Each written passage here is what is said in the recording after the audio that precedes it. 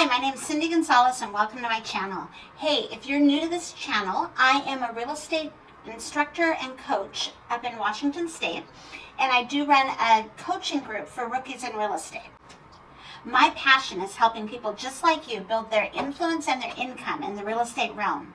When I was only a rookie, my very first year in real estate, I made over $100,000 in GCI, in gross commission income. And if I can do it, anybody can do it. So today, let's tackle Facebook groups as we learn how to make $100,000 our first year in real estate.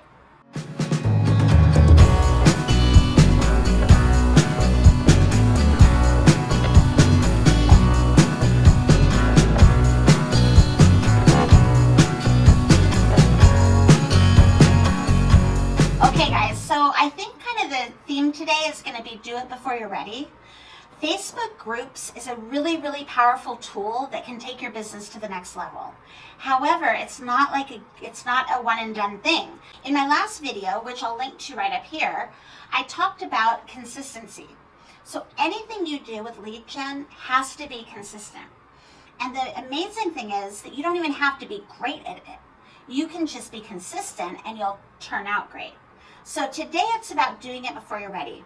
We're going to create a huge Facebook group that is going to give you lead after lead after lead to where you kind of have to shut it off sometimes, honestly.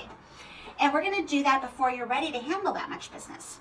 But by starting today and doing things right and getting it set up right from jump, we're going to make sure that not only do you make $100,000 this year, but the next year you double it. Okay, so first off, we need to talk about the difference between groups and pages. So pages is what you do for a business page. It's something that you put announcements on. You're probably not going to get a lot of traffic on there, honestly, unless people are actually looking for that page. You see, Facebook, they have this algorithm where they take the pages and they kind of quash them. But groups, they stay up in the top. So with the groups, you're going to be able to get into other people's Facebook feeds so they see you on a consistent basis. And that's what this is all about, doing things consistently and doing it before you're ready. First thing you want to do in groups is you want to join all of the local groups. So whatever your local means. Now, basically what we're doing is we're developing a farm.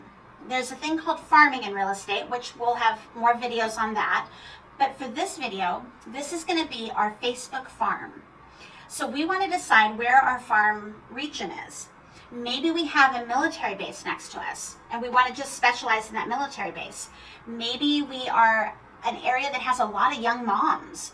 Maybe we want to be a mom's group, and that's going to be our Facebook group. For me, I chose our county. We have a small county at 65,000 people. I thought that's a good number. So I have a small county of 65,000 people, and that's my Facebook farm. The first thing you want to do is you want to join all of the other Facebook groups that have something to do with your demographic. So if I am going to join a military base group, okay, I've got a local military base, I want to create a Facebook group that's going to directly talk to people who want to buy, sell, or rent in that military demographic. We're really local to a base called JBLM, Joint Base Lewis and McChord, up in Washington State. If I'm going to take that demographic, I'm also going to join JBLM Pets Lost and Found, JBLM Cars for Sale, JBLM Wife Talk, I mean anything, right? I'm going to join whatever other Facebook groups have to do with that demographic because I want to get into the community. I want to be known in the community. And by joining the other groups, answering questions, posting questions, I'm able to get my name out there. Now, once you've joined all the other Facebook groups, it's time to start your own. So the first thing we need to do is decide what we're going to name our group. For me, I do mostly geographic groups. So we have Mason County homes for sale or rent. I have Kitsap County homes for sale or rent. And now notice I have or rent in there, right? Well, I don't do any rentals, but I will post them if I see them online. I'll post a rental into the group. And we'll get into what we're going to be posting later. But my goal is to get all of the renters into being homeowners. So that's a service I provide to them, and I want to make sure that they can find it. If I'm going to be doing a mom's group, let's say I have a lot of friends that are moms in the area, and I know that there's more moms in the area that I don't know, and I know that moms are probably making up at least 50% of the decision to buy a house, if not more. then I may want to create a moms group if there isn't one in the area. So then if I was doing it for my area, it might be Mason County Moms, right? But I'm going to create a group that I want to serve. And so you figure out what demographic, what geographic, what it is that you have a passion for serving, and that's going to be your group that you're going to feed into. Okay, after you have your group name, the next thing is to set the privacy. When you're setting up the privacy, you definitely want to put it on private. Only other people who are in the group can find the group. What it looks like to outsiders who aren't in the group is it's going to show how many posts per day and how many group members there are. Now this is important. If you're coming from somewhere else and you're looking to buy, sell, or rent a home, you want to see that it's an active group. So when I talk about how we post in there, it's going to be very, very centric to what others see as they're looking for a group to join. I know if I was going to move to Nashville, I'd probably put in Facebook, maybe Nashville homes, Nashville rentals. And I would start looking that way to see if there was a group already established. Now, if there's 4 groups and one of them has 5 posts per day and one of them hasn't been posted in for 4 months, I'm going to join the top group, right? So that's why we want to make sure we're feeding our group regularly so we get those post numbers up. Once you've set the group to private, you want to invite some friends. Now, only invite friends that fit that demographic. Just because mom always likes everything you do doesn't mean you have to invite mom to the group. If mom fits the demographic, let's say you're doing a geographic group and mom lives in that geographic group, you want to invite mom. So find out which of your friends, your existing friends, are relevant to the group, and then invite them to come along so they can start sharing with their friends. If it's somebody you think you can get to share, by all means, send it out. Tell them, hey, can you share this for me? Trying to get more people. If you know anybody looking to buy, sell, or rent, have them come and hit us up in this group. Really easy. Okay, now you've gotten 3 or 5 friends. What next?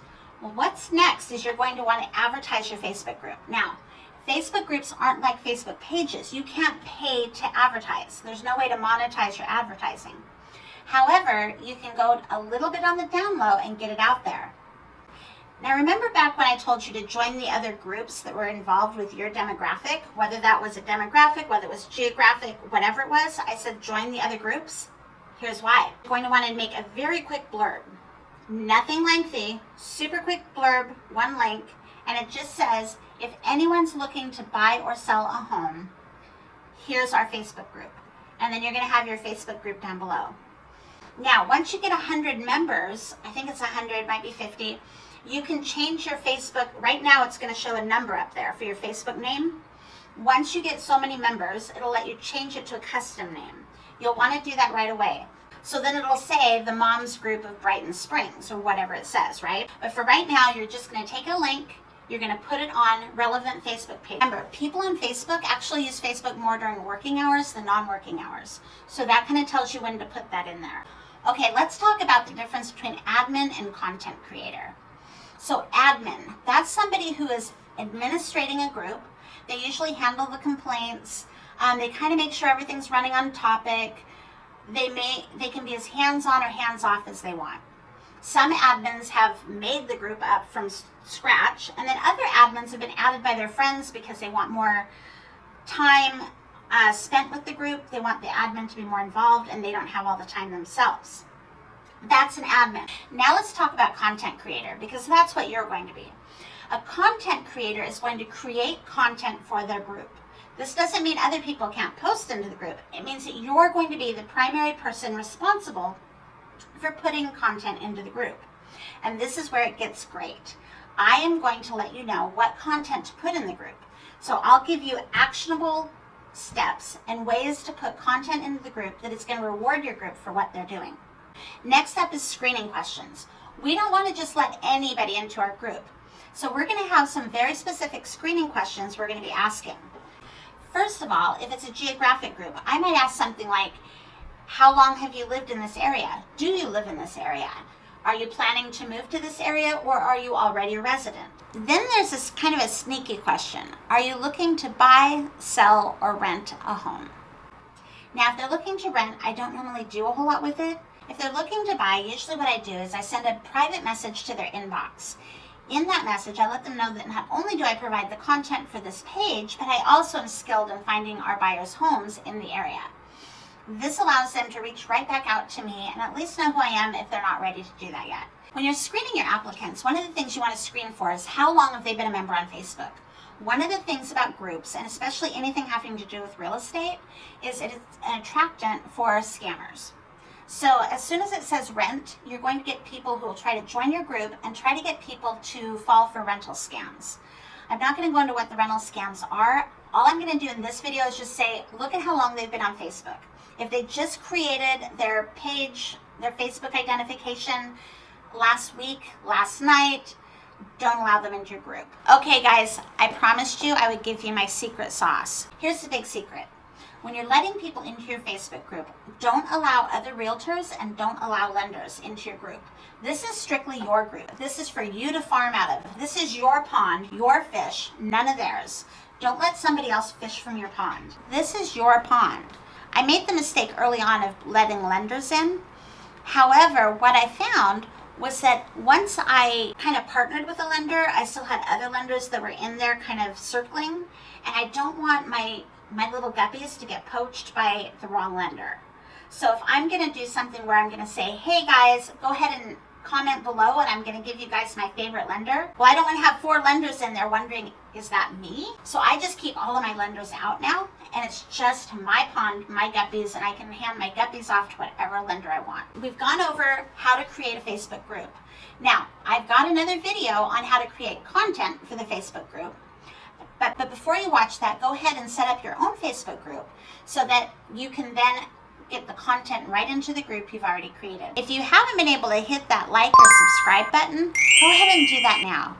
It allows for our content to get out to more people and more realtors who really, really need to hear this. If you like what I've had to say, I'd love to hear about it down below in the comments. And until next time, this is Cindy Gonzalez. Remember, real estate is simple, not easy.